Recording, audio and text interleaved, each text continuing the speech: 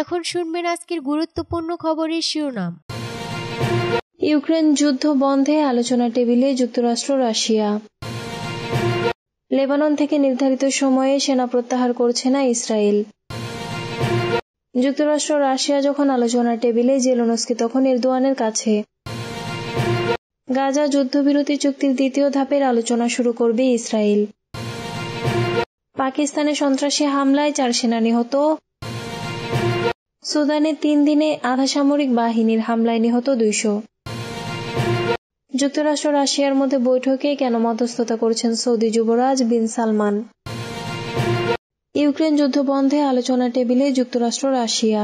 Ukraine যুদ্ধ বন্ধে Saudi আরবের রাজধানী রিয়াদে আলোচনায় বসেছেন যুক্তরাষ্ট্র ও রাশিয়ার কর্মকর্তারা। 3 বছর আগে রাশিয়া ইউক্রেন সর্বাত্মক হামলা চালানোর পর এই প্রথম যুক্তরাষ্ট্র ও রাশিয়ার কর্মকর্তাদের মধ্যে সরাসরি বৈঠক হচ্ছে। রাশিয়ার পররাষ্ট্রমন্ত্রী সের্গেই লেভরভ ও যুক্তরাষ্ট্রের পররাষ্ট্রমন্ত্রী মার্কো রুবিও বৈঠকে দুই পক্ষের নেতৃত্ব দিচ্ছেন। তবে যে দেশে যুদ্ধ চলছে সেই ইউক্রেন বা তার মিত্র ইউরোপের দেশগুলোর কাউকে এই বৈঠকে আমন্ত্রণ জানানো হয়নি। যুক্তরাষ্ট্রের পক্ষ থেকে বলা হয়েছে, আজকের বৈঠক সমঝোতা আলোচনা শুরু করার জন্য নয়, বরং ইউক্রেন যুদ্ধ বন্ধের বিষয়ে রাশিয়া আন্তরিক কিনা সেটা বোঝার জন্য এই আলোচনায় বসা। আর রাশিয়া বলেছে, যুক্তরাষ্ট্রের সঙ্গে সম্পর্ক স্বাভাবিক করার উপর অগ্রাধিকার দিচ্ছে তারা। বৈঠকে রাশিয়ার পক্ষে পররাষ্ট্রমন্ত্রী ল্যাভরভ ছাড়াও দেশটির প্রেসিডেন্ট ভ্লাদিমির পুতিনের পররাষ্ট্রনীতি বিষয়ক উপদেষ্টা ইউরি উশাকভ রয়েছেন। তিনি একসময় যুক্তরাষ্ট্রের রাশিয়া রাষ্ট্রদূতের দায়িত্ব পালন করেছেন। আর 72 বছর বয়সী সের্গেই ল্যাভরভ 2 দশকের বেশি সময় ধরে আন্তর্জাতিক অঙ্গনে রাশিয়ার প্রতিনিধিত্ব করেছেন।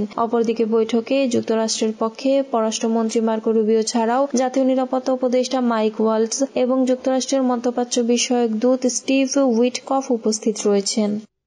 লেবানন থেকে নির্ধারিত সময়ে সেনা প্রত্যাহার করছে না ইসরায়েল। মঙ্গলবার লেবানন থেকে সেনা প্রত্যাহারের সময়সীমা লঙ্ঘন করেছে ইসরায়েল। তেল আবিব ঘোষণা করেছে তারা লেবাননের সীমান্তের মধ্যে 5টি কৌশলগত স্থানে সেনা রাখবে। 27 নভেম্বর ইসরায়েল এবং লেবাননের প্রতিরোধ আন্দোলন হিজবুল্লাহর মধ্যে সম্পাদিত যুদ্ধবিরতি চুক্তির অধীনে তেল আবিবকে লেবাননের অধিকৃত এলাকা থেকে সেনাবাহিনী প্রত্যাহারের বিষয়ে সম্মত হয়েছিল, কিন্তু ইসরায়েল চুক্তি মেনে চলতে অস্বীকৃতি জানানোর পর এই সময়সীমা 18 ফেব্রুয়ারি পর্যন্ত বাড়ানো হয়েছিল। মঙ্গলবার ইসরায়েলের প্রত্যাহারের সময়সীমা শেষ হয়ে গেছে যুদ্ধবিরতি অমান্য করে এবং হিজবুল্লাহর সতর্ক বার্তা সত্ত্বেও যে সরকার চুক্তি লঙ্ঘন করছে তারা দক্ষিণ লেবাননের 5টি কৌশলগত স্থানে তার বাহিনীকে থাকার নির্দেশ দিয়েছে। সোমবার ইসরায়েলি সামরিক মুখপাত্র নাদাভ শোশানি বলেন, যাতে আমরা আমাদের বাসিন্দাদের রক্ষা করতে এবং তাৎক্ষণিকভাবে কোনো হুমকি না থাকে তা নিশ্চিত করতে পারি, সেজন্য ইসরায়েলি সেনারা আপাতত লেবাননের ফাঁড়িতে অবস্থান করছে। যুক্তরাষ্ট্র রাশিয়া যখন আলোচনা টেবিলে, জেলেনস্কি তখন এরদোয়ানের কাছে।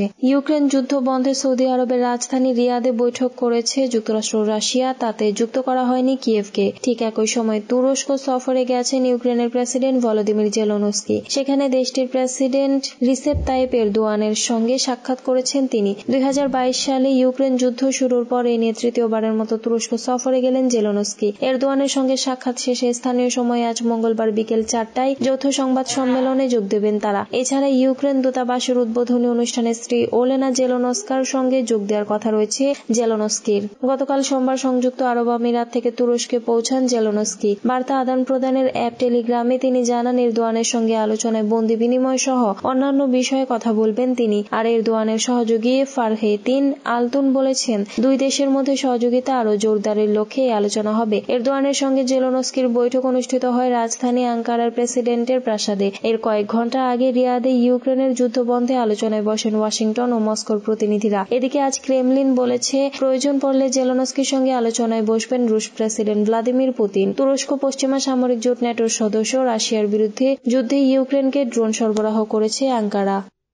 গাজা যুদ্ধবিরতি চুক্তির দ্বিতীয় ধাপের আলোচনা শুরু করবে ইসরায়েল। মঙ্গলবার ইসরায়েলের পররাষ্ট্রমন্ত্রী গিদিওন সার বলেছেন, গাজা যুদ্ধবিরতি চুক্তির দ্বিতীয় ধাপের আলোচনা শুরু করবে ইসরায়েল, যার মধ্যে অবশিষ্ট ইসরায়েলি জিম্মিদের ফিলিস্তিনি বন্দীদের সাথে বিনিময়ও অন্তর্ভুক্ত। তিনি আরো বলেন, ইসরায়েল দাবি করেছে যে উপত্যকাটি সম্পূর্ণরূপে অসামরিকীকরণ করা হোক। চুক্তির দ্বিতীয় ধাপের আলোচনা 2 মার্চ প্রথম ধাপ শেষ হওয়ার আগেই শুরু হওয়ার কথা ছিল, কিন্তু কাতার জানিয়েছে যে আলোচনা এখনো আনুষ্ঠানিকভাবে শুরু হয়নি। সার এক সংবাদ সম্মেলনে বলেন, গাজায় একটি হিজবুল্লাহর মডেল ইসরায়েলের কাছে গ্রহণযোগ্য হবে না এবং তাই আমাদের গাজার সম্পূর্ণ অসামরিকীকরণ এবং ফিলিস্তিনি কর্তৃপক্ষের উপস্থিতির প্রয়োজন নেই। তিনি আরো বলেন যে ইসরায়েল গাজার জন্য আরব রাষ্ট্রগুলোর একটি বিকল্প পরিকল্পনা সম্পর্কে অবগত। মার্কিন প্রেসিডেন্ট ডোনাল্ড ট্রাম্পের মার্কিন নিয়ন্ত্রণাধীন উপত্যকা পুনর্নির্মাণের প্রস্তাবের বিরুদ্ধে করা হয়েছে। ইসরায়েলি প্রধানমন্ত্রী বেনিয়ামিন নেতানিয়াহু বলেছেন এটি অনুসন্ধানের যোগ্য।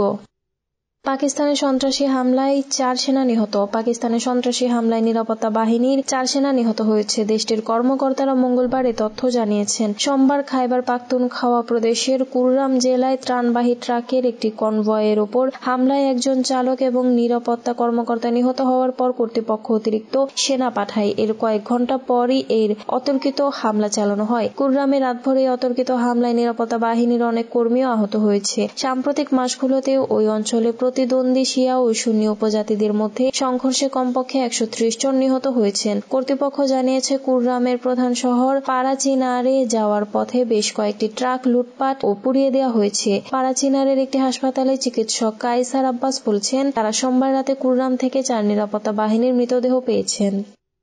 সুদানে 3 দিনে আধা সামরিক বাহিনীর হামলায় নিহত 200। মঙ্গলবার যুদ্ধ পর্যবেক্ষণকারী একটি আইনজীবী গোষ্ঠী জানিয়েছে, সুদানের দক্ষিণাঞ্চলীয় গ্রামগুলিতে 3 দিনের হামলায় নারী ও শিশু সহ 200 জনেরও বেশি মানুষ নিহত হয়েছে। নিয়মিত সেনাবাহিনীর সাথে প্রায় 2 বছর ধরে যুদ্ধরত আধা সামরিক বাহিনী র্যাপিড সাপোর্ট ফোর্সেস ও হোয়াইট নাইল রাজ্যের আল কাদারিস এবং আল খেলওয়াত গ্রামে নিরস্ত্র বেসামরিক নাগরিকদের উপর আক্রমণ করেছে। অধিকার লঙ্ঘনের নথিভুক্তকারী ইমার্জেন্সি লয়ার্স গ্রুপটি জানিয়েছে।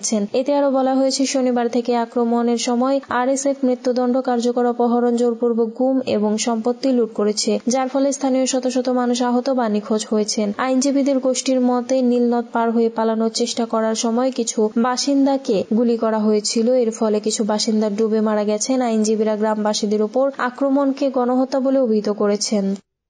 যুক্তরাষ্ট্র রাশিয়ার মধ্যে বৈঠকে কেন মধ্যস্থতা করছেন সৌদি যুবরাজ বিন সালমান? শীর্ষস্থানীয় মার্কিন ও রুশ কর্মকর্তাদের নিয়ে উচ্চ পর্যায়ের একটি সৌহার্দ্যমূলক বৈঠকের আয়োজন করেছে সৌদি আরব। আজ মঙ্গলবার এই বৈঠক অনুষ্ঠিত হচ্ছে।